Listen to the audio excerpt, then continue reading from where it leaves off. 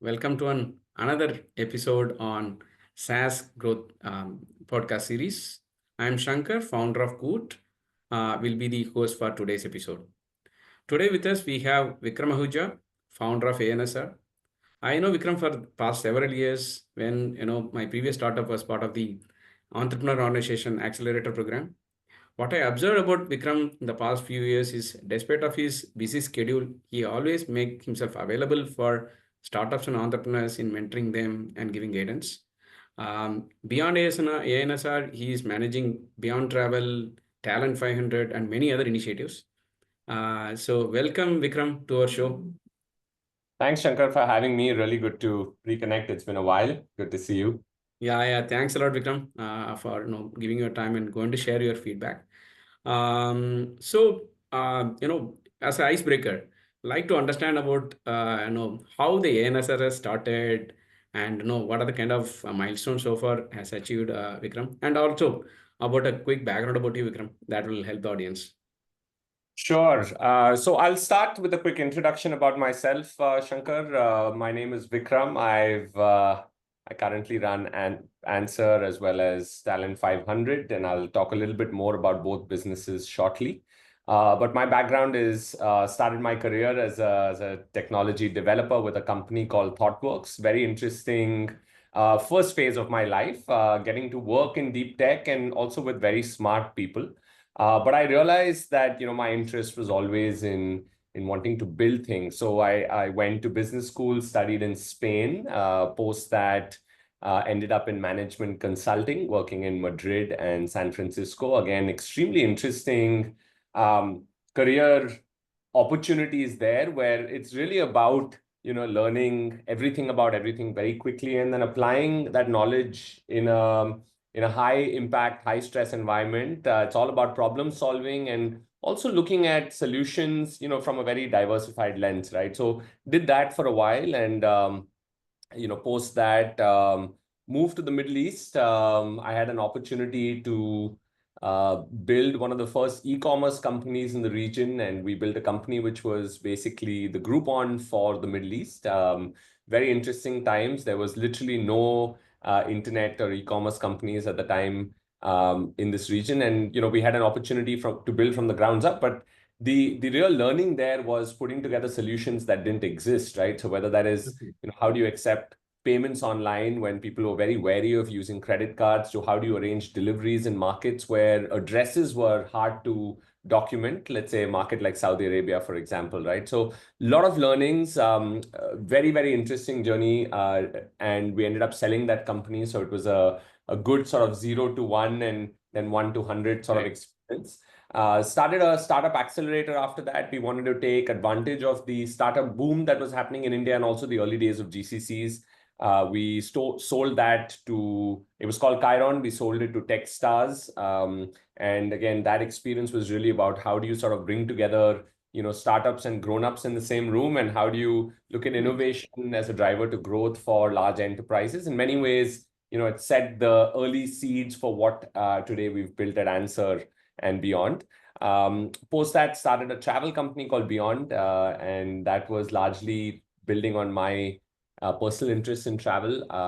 And Beyond was, an extremely complex industry to get into, and we built a niche that was really about like-minded group travel. So it was bringing together travelers that had similar passions and interests and putting together in groups where they could travel around the world and do things that they loved. So everything from food and culinary travel to health and fitness to women only to motorcycling and outdoor, families and kids, singles, above 65. So you name it, we canvassed a very large segment of the travel population. And in my mind, probably one of the most impactful experiences of my life. It was literally learning everything about everything, right? From technology to marketing to customer acquisition in a really competitive industry, to hardcore operations in parts of the world that I've never even been to. So we did that for a while. It grew to become Asia's largest group travel company, and in some ways it still exists and is sort of in autopilot mode. But at some point then is when I started coming back into the ANSR fold. Now, ANSR is a company that sort of predates my involvement. ANSR has been around in many forms for the last 20 years. Although I would say since 2018 is when we moved into the most current form of where we are today.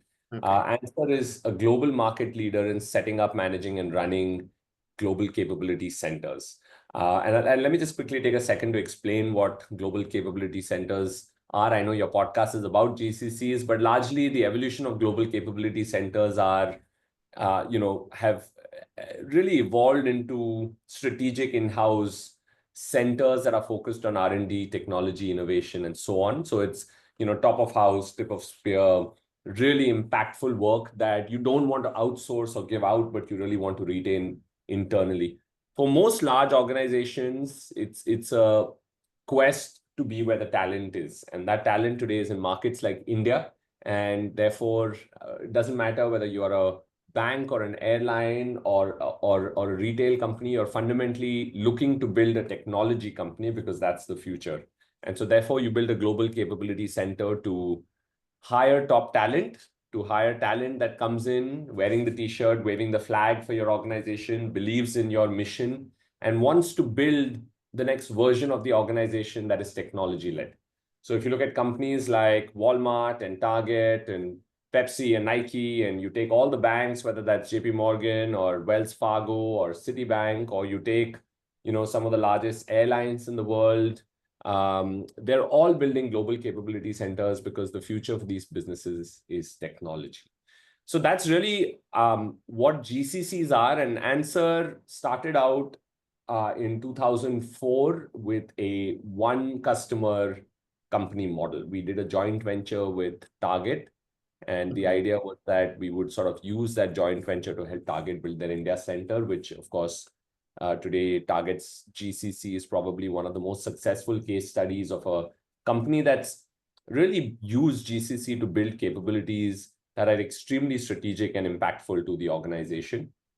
So we did Target for about 9 years as a joint venture. And post that, we started working with one or two other companies, and soon realized that the world of GCCs was becoming quickly more and more understood. And the opportunity for us was to build a platform that could help other companies set up GCCs. So fast forward to where we are today, we help large organizations build, manage, run global capability centers. We've got 4 parts of our business. One part of it is research, advisory, consulting, helping companies really understand where the market is, looking at talent intelligence, looking at operating models, helping them understand everything from compensation and benefits to competitive landscapes. The second pillar of our business is everything to do with workforce and talent solutions. So, and I'll talk a little bit about Talent 500 in a bit, but we've got access to the largest directory of talent working for GCCs through Talent 500. We've got solutions that do everything from employer branding to helping these companies source the top talent, screen them through AI, onboard them, retain them, etc. Third pillar is workspace and infrastructure. We collectively manage about 11 million square feet of enterprise real estate. We do everything from, managing the desks and lighting and carpets to facilities and cafeteria, to ensuring that the center is in truest forms the most sophisticated way for an employee to understand the company and culture. And then the last thing that we do is business operations. So everything from legal, HR, payroll, finance, audit, etc. So if you were to sort of think of ANSR, think of us as the only partner that a Fortune 500 company needs to build, manage, and run a global capability center. They plug into our ecosystem and we do everything for them. So that's a little bit about ANSR's history. We've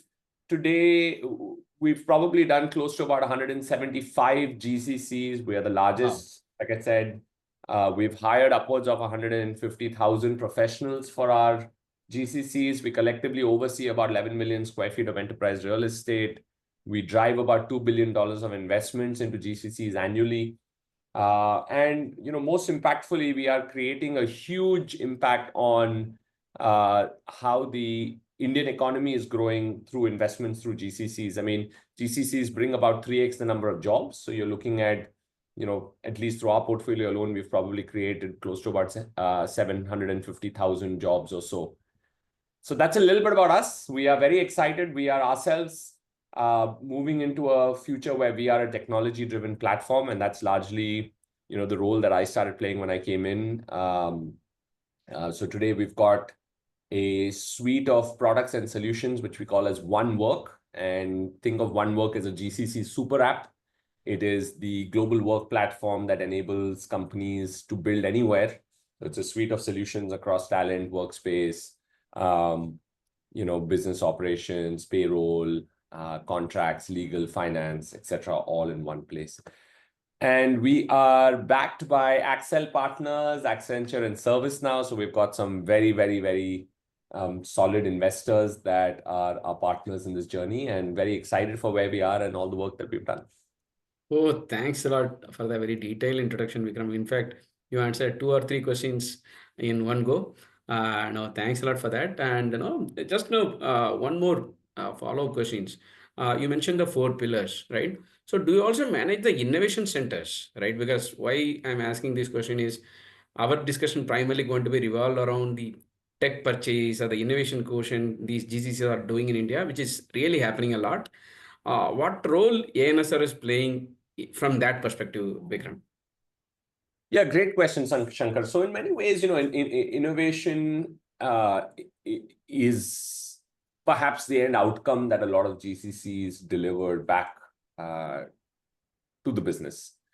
And the reason that is so is because GCCs are set up in ecosystems that are extremely high on ability to innovate. You've got talent that is coming from organizations that are doing some fantastic cutting edge work. You've got startups around us that are delivering solutions that are extremely exciting and attractive.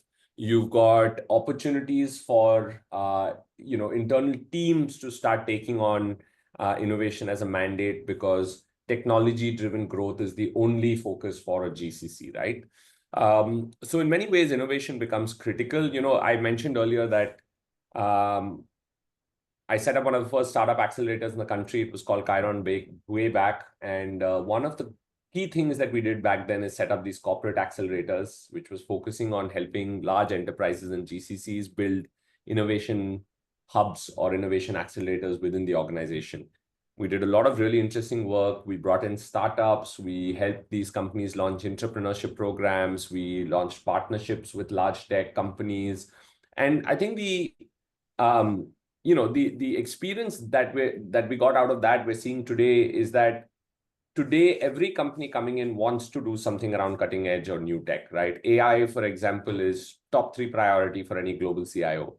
Innovating business processes, optimizing everything from time and cost to resources around how business currently works is a critical mandate. Incorporating product-led solutions into how businesses work today is a priority. So I think innovation is very core to it.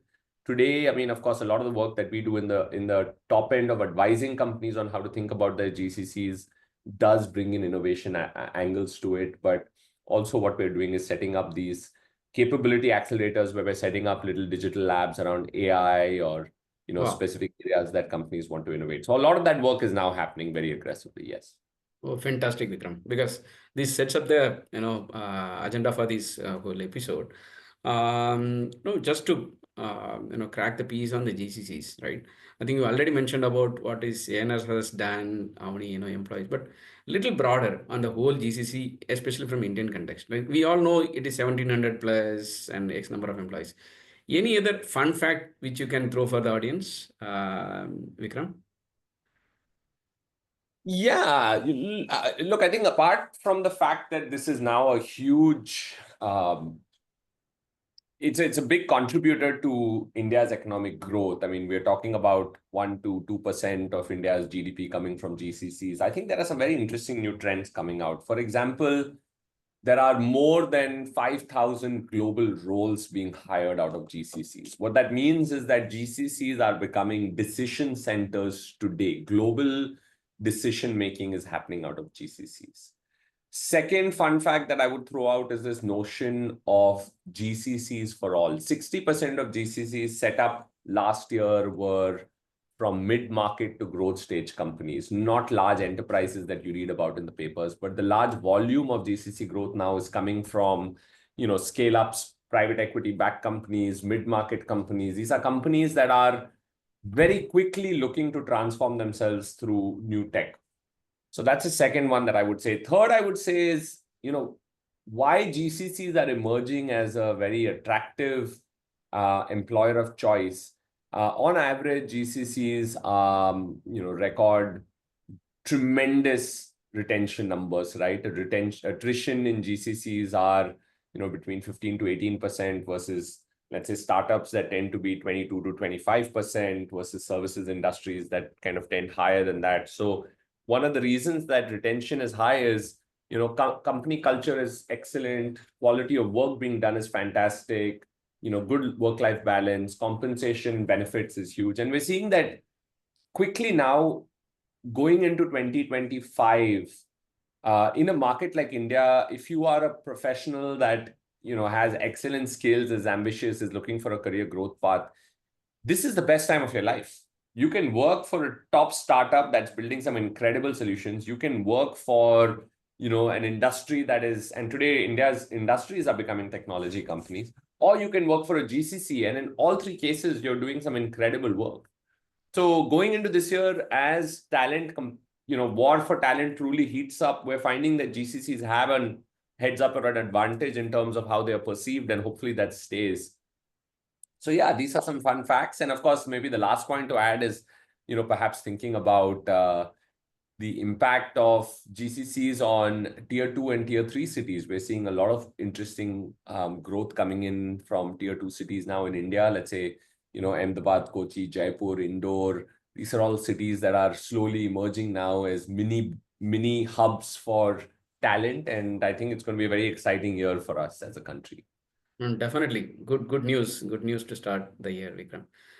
Yeah, I started my career in Progeon, which is Infosys BPO way back in 2005, right? And so the GCCs is not a new concept. At that time, it used to be called it as captives, or like this one. So what Yeah. has transformed from there till now as a GCC? And I think it's coming in Times of India first page news attraction, right? So what has really transformed, Vikram, in terms of from a back office role to the kind of innovation, that kind of role? Yeah, so, Shankar, like you said earlier, GCCs are not an overnight story. This is a 20, 25-year-old story that is now coming into its own. Three reasons I would say for where the transformation or that change in narrative that we see today. One, I would say the convergence of India's technology ecosystem, bringing together, India's tremendous services industry, India's extremely intellectually driven startup ecosystem, and more GCCs. And I think all of these three coming together and creating this ecosystem that is churning out tremendous amount of talent with high ambition, high skill, high desire, I think has created this perfect mix for us to become a melting pot for GCCs to sort of thrive in. Two, I would say the pandemic in many ways established this notion of distributed work, right? It didn't matter where you were as long as work got done. And post-pandemic, we've seen a lot of acceptability to the distributed work model. I mean, it was there before, but I think a lot of the skeptics have now been converted post-pandemic. What the pandemic has also done is accelerated the need for technology-first transformation. More than ever, companies have realized that they need to double down on their investments into their technology infrastructure, because if another event like this happens, the impact of it economically on a company is huge. So in fact, we've seen post-pandemic, the demand for GCCs has been higher than it has ever been before. So that these are two. And then three, I would say just the fact that from a market standpoint today, this is a very acceptable model. I think there are success stories all around. Before, you would have companies that were a little bit scared about talking about their GCCs, but today companies openly and proudly, talk about the fact that they have a GCC and the contribution it's making. And obviously what that does is builds confidence and inspires other people to come. Got it, Vikram, got it. So, look at from the tech vendor or the SaaS product view, right? What kind of opportunity it is throwing, Vikram? Because regularly I know whether it is from Target, I think your first client, which even we were part of their accelerator, to various other things like a NetApp, to various Morgan Stanley. Everyone is embracing with startups, right? But what kind of impact it is really giving the startup? Is it stopping at the POC level, or how much amount of adoption, or how much amount of market opportunity it is throwing to the technology, is SaaS startups or whatever? Yeah, Shankar, I think net, and this is a common misconception that people have, that GCCs are going to take away business from services companies, or that, existing collaborations and partnership model will be impacted. I think it's exactly the opposite. I think GCCs in many ways are an enabler of growth, which means net, there is going to be more growth coming in for the organization and therefore more demand. Today, we talk about this notion of best sourcing. It's a concept that ANSR talks about very openly with Accenture. And the idea of best sourcing is organizations for their growth need to use the right models for what is right at that point. So when it is owned capabilities, critical data, consumer focus, product led, then it comes into GCC. If it is largely specialized, automation, COE led, then it goes to services players. If it is extremely focused vertical functions that do one thing, or it is some sort of recurring operations function, it goes to a SaaS business, because you sort of build enough intelligence in doing it over and over again. So I think there is a very clear notion of best sourcing. Work with whoever is right for a particular kind of job, and don't reinvent the wheel with trying to build everything or trying to buy things that should be perhaps owned. Many organizations are now starting to come to terms with best sourcing, right? And so if you look at ANSR, our own position is that we don't compete with services companies. We partner with them, and we're more of a collaborative ecosystem player with services companies. In the past, we've worked with all the top services companies in the industry, right? So that's our view. So I think for SaaS companies specifically, they should look at GCCs as fast growth organizations that have very specific needs, but also sometimes will look for solutions that SaaS companies can deliver, right? So nothing is different. And in many ways, GCC has become an easier way to sell into a large enterprise, because they are a lot more nimble, moving faster, isolated within that sort of space and so on. Sure, Vikram. Sure. I think in one of the reports I read, the 60 CIOs of the some of the global corporations operating out of India, and you mentioned some 5,000 plus CXOs are working from India. So that tells lot of decision making happening from here, right? So it again throws up opportunities to the startups. So do you have any kind of, I think, bird's eye view of what are the trends happening, especially the software procurement, either directly procurement, or at least by influenced by these GCCs in India, Vikram? Yeah, so I think from a procurement standpoint, I think many GCCs take the view that the procurement functions are built locally, of course, working closely with global procurement and following similar sort of practices and policies. Solutions that are looked for GCCs tend to be sometimes very local to the business flows that the GCCs are working on. So therefore, there is an opportunity for SaaS companies to sell locally to the GCC and then kind of expand out to the larger enterprise. And what we also see is that GCCs are bringing a high degree of awareness with what's happening in the market today. So there is definitely an opportunity to sort of play to emerging trends and innovations that some SaaS companies are doing that solves very critical business problems, right? So those are some of the trends that we're seeing. I mean, AI is, of course, top of mind for everybody, but there is, of course, a lot of noise around it as well. So I think important to kind of play that carefully and see what happens, when you sort of pitch a very specific solution to a business problem. Sure. But from the startup perspective, Vikram, whenever we heard about a GCC, like we think of say Robert Bosch, it itself have 7,000 people in a tier two city of Coimbatore. So we say kind of overwhelming or taken back. Hey, how can I go and sell it to a large company, right? Though it is a GCC, they have a specific agenda here, right? But it is too much overwhelming for that, right? So how do I really go about it? How do I identify opportunities within the 1,800 GCCs available here, Vikram? I think if since you are a founder, you are doing things beyond ANSR, right?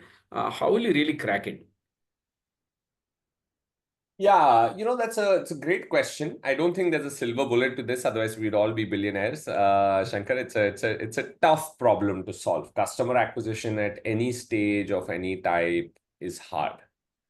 Okay. It comes down to really understanding, who your customer is and who that persona that makes the decision is on the other side, and is that persona represented in the GCC, and if so, what problem are they trying to solve? Sometimes that information might be available publicly because you will see either that GCC is hiring for specific roles that give you an idea on what might be a focus, or they might talk about it publicly in the media, or they are openly sort of talking about it on their personal channels, LinkedIn, etc. Right? So what is important for an organization.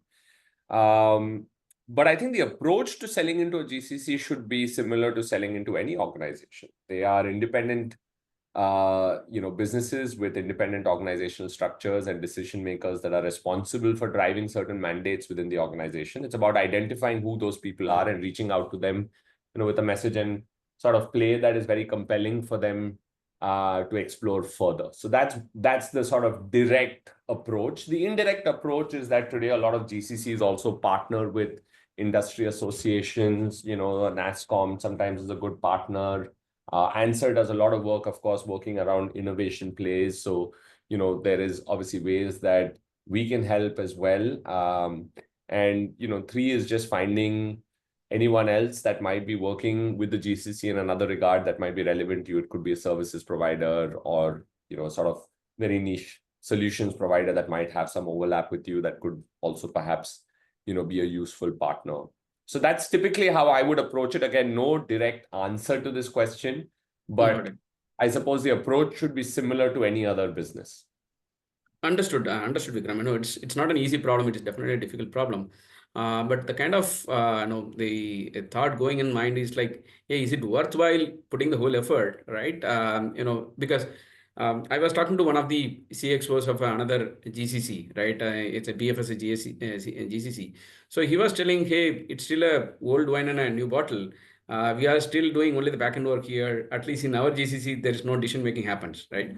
So that is where probably in one end of the spectrum, the people are doing cutting edge work, the decision making happens here, but still there are very other people who are just doing the job given by the masters in US or Europe, right? So this is what goes in the mind of an entrepreneur saying that, hey, should I put my effort, time and effort here, right? So again, there's no easy answer, but is there, since you are kind of having a ringside view on the kind of innovation aspect and other things, uh, can you throw some more insights, Vikram? I know, I'm probing, but Yeah, that's no, I think what. it's a good point, Shankar, because like with any organization, the operating model and the structure of that organization is very unique to itself. As much as we can take a stand to say that best performing GCCs should be structured like this, there are organizations that will do their own thing. And quite frankly, they do their own thing because that's what's right for them. So, what works for one company may not work for another company. What I can say is that the best performing organizations follow a certain playbook, and that playbook provides a level of autonomy, independence, decision-making to the GCC. If you want to hire top people, you need to give them that space to own business mandates, right? Which is what we're seeing a lot of GCCs doing today. I want to go back to the point I made about global roles being hired out of GCCs, right? And this is an easy way. You can easily find this out today on, let's say, a platform like LinkedIn, right? What role or title is a person holding at a GCC? I mean, typically, if it is a global title, then you know that this person is driving a global function, right? So that becomes an easy way for you to understand that this person may be a relevant decision maker or stakeholder in that journey. The second thing that you might see is, a lot of GCCs are today setting up teams that pertain to a specific business function, looking for people with certain backgrounds, looking for certain amount of domain experience. So again, that is a good way to find out what is in focus and who potentially might be interested in what, right? So I guess the point I'm trying to say is that, there are, you mentioned earlier, some 1,700 GCCs today. That's a large number, right? And it's, you can do a lot of work today, but it's large, but it's still not so large that you can't apply a little bit of personalized approach to each. So if you're a SaaS company today, spend a little bit of time doing research on what they're doing at the GCC. Every company is taking a different approach. You can understand who's working there, what sort of roles, what sort of titles, what sort of functions. What the representation of that business is in the GCC. And then it's about reaching out to see if they might be interested in having a chat. I mean, we've seen at the Startup Accelerator that we run, this is a long time ago. So I'm still talking about when the startup ecosystem wasn't as mature as it is today. We've seen back then there was a huge interest in terms of enterprises understanding how to use startups. Today, of course, we're in a world where that has matured significantly. So there is a lot of interest and opportunity if companies approach it the right way. Got it, Vikram. In your experience, is there any examples or any stuff like, how best, I think you don't need to even name your client, right? But in terms of innovation, what kind of new cutting edge products they developed by collaboration with startups? Say that again.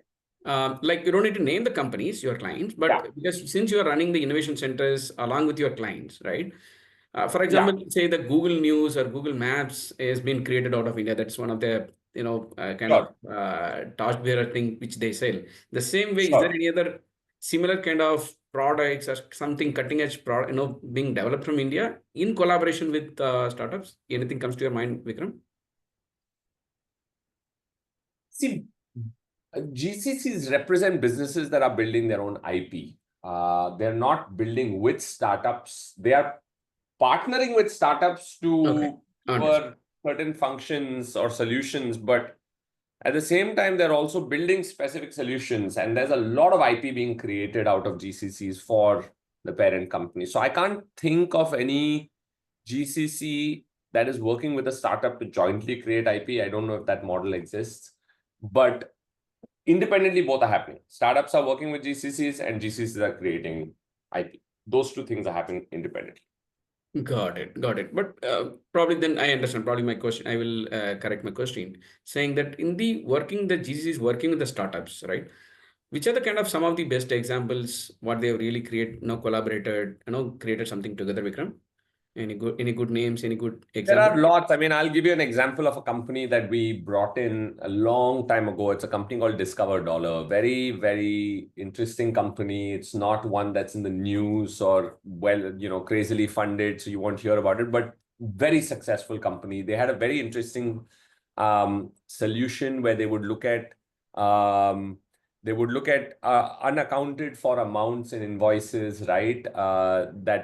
Money that companies could recover because invoices weren't billed properly or weren't billed completely, etc. And they were hugely successful or are hugely successful with a lot of the top retailers today because they solve a very pressing business need and have done excellently well.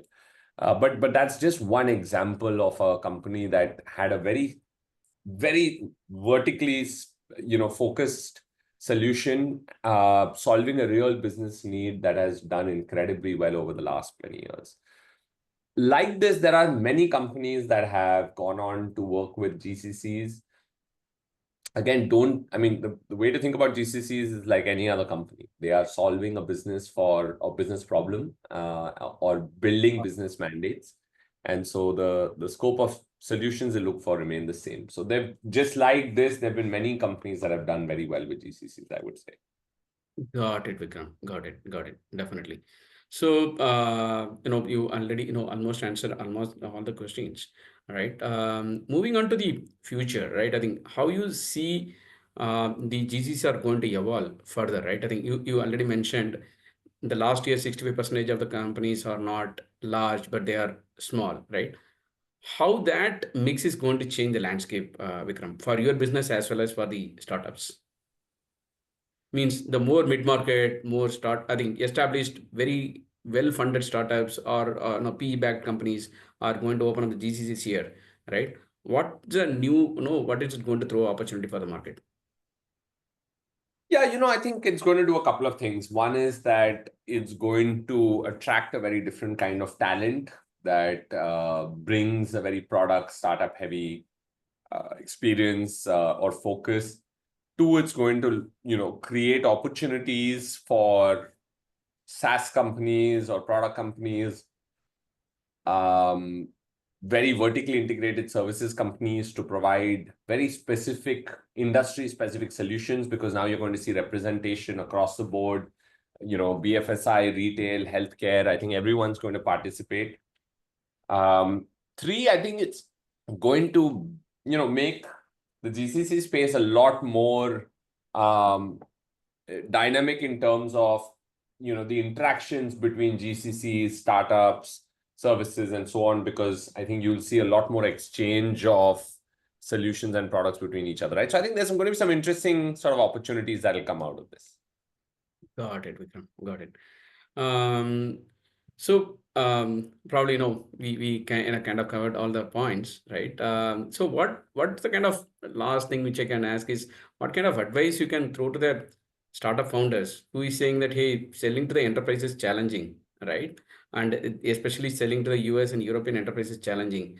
So how can I take a leaf out of it, the whole experience in GCC, and how can I make it a little easier to sell through GCCs, right? Means, shall I open up an office there in US and Europe, or shall I also take a kind of dipstick study in selling to GCCs? What kind of approach they can take? Yeah, I've covered some of it in my previous points as well, Right. but think of GCCs as as a smaller, nimble, more focused version of a large enterprise with technology at its core. Think of a lot of decision making and global stakeholders being present at GCCs.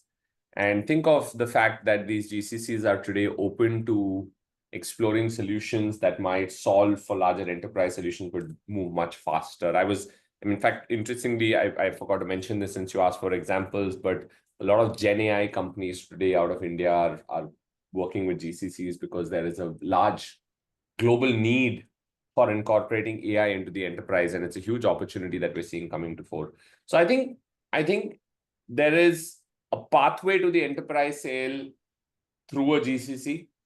It will require a little bit of understanding on how the GCC is structured, the kind of work they're doing, who are the personas and stakeholders that might be relevant, a little bit more research on why the GCC is set up, and then using that as a vehicle to sell into the larger enterprise. I definitely think that there's an opportunity there.